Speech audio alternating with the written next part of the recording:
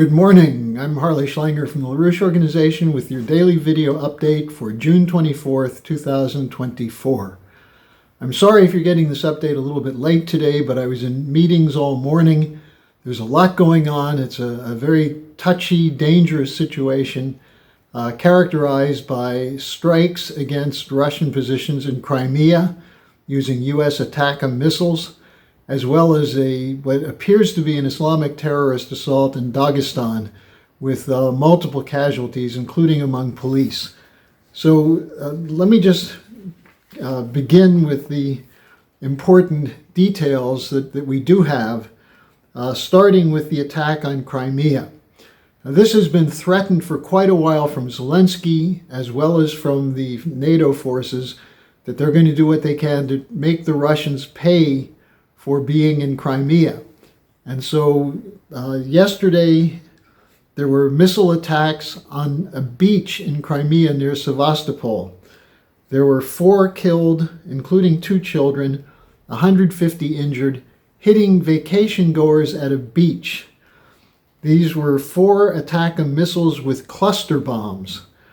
The missiles were hit by Russian air defense capabilities, and shrapnel and other material fell to the ground, and that's where the casualties came from. Now, Russia charged that the U.S. provided flight coordinator capability from U.S. reconnaissance. There's a report out now that it was likely guided by drones that were launched from a U.S. airbase in Sicily. All of this still needs to be confirmed. But the Russians said that from what they do know so far, it confirms U.S. responsibility. And the Defense Ministry put out a statement saying that such actions will not remain unanswered.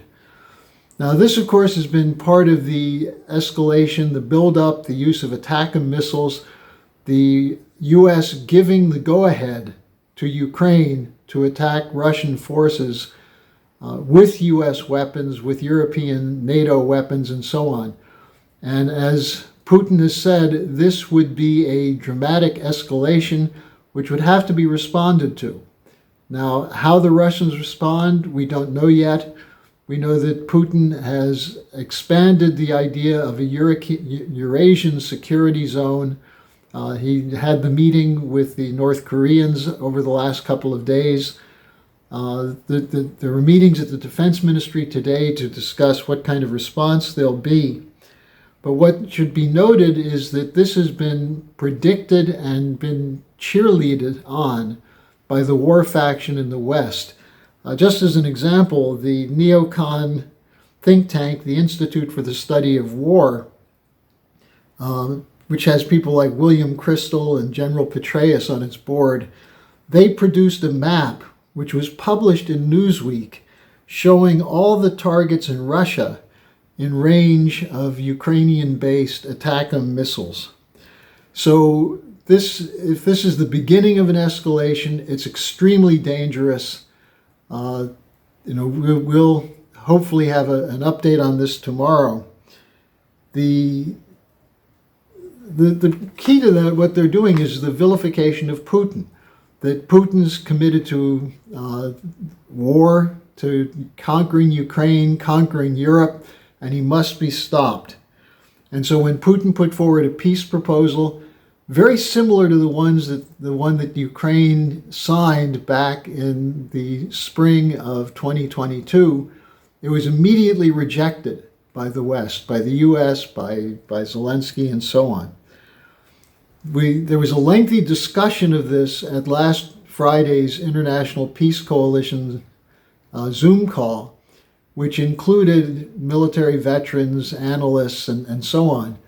And what was concluded in the call was that it's absolutely urgent that the West respond to Putin's peace agreement instead of a perfunctory rejection.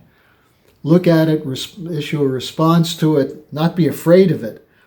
But one of the participants in that conference on June 21st said that this may be the last chance for peace.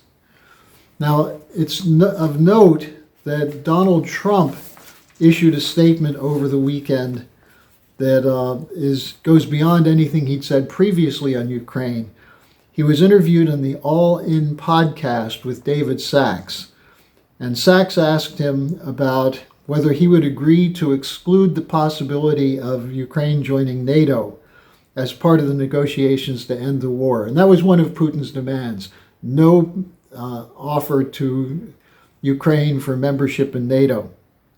What Trump said is that the issue of Ukraine's possible acceptance in NATO might have been the provocation in the first place for the special military operation. Well, he's absolutely right about that. Putin has been saying that since the beginning of the special military operation. One of the demands from the beginning has been no NATO expansion. And this goes back to the 1990s and the early 2000s, when the Russians said that is unacceptable. In the famous memo from William Burns, at that time the US ambassador in Moscow, later the CIA director, Burns said, for Russia, "Niet" means "niet," no means no, no presence of Ukraine in NATO. Now, Trump went on to say the following: for 20 years, I heard that if Ukraine goes into NATO, it's a real problem for Russia. I've heard this for a long time. I think that's why this war started. He said the current President Biden caused the conflict with his provocative statements during the escalating tensions before the Russian invasion. That is Biden saying no negotiations, we won't accept that Russia can dictate who can go into NATO, and so on. Now then Sachs asked him about Blinken's statements over the last week that Ukraine can be accepted into NATO. And Trump said, well, if he were leading Russia, he would not be too happy hearing these statements by Blinken. He said it was always understood, even before Putin's rule, that Russia does not want NATO and its forces at its border. He went on to say it's always been understood that was a no-no, and now you think you can go against their wishes. It doesn't mean they're right when they say that, but that was very provocative, and now it's even more provocative. And they're talking about, I hear routinely, they're talking about Ukraine entering NATO and how France wants to go join in the fight. Well, that's from Donald Trump, which does represent a slight change in what he said on Ukraine.